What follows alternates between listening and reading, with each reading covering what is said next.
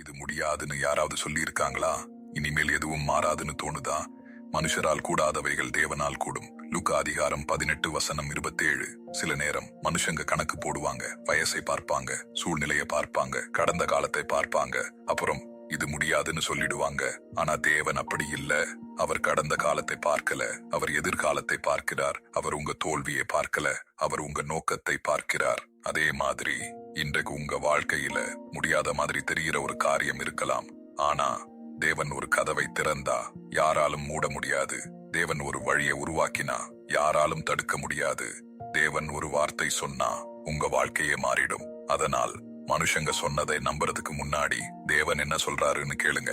ஏன்னா எல்லாரும் இல்லைன்னு சொன்ன இடத்துல தேவன் உங்களுக்கான வழியை ஏற்கனவே உருவாக்கி இருக்கிறார். இந்த வசனம் உங்கள் மனதை தொட்டிருந்தால், இது யாருக்காவது உதவும் என்று நினைத்தால் அவர்களுடன் ஷேர் பண்ணுங்க. கமெண்ட்ல ஆமேன் சொல்லுங்க. கர்த்தர் தாமே உங்களை ஆசீர்வதிப்பாராக. ஆமேன்.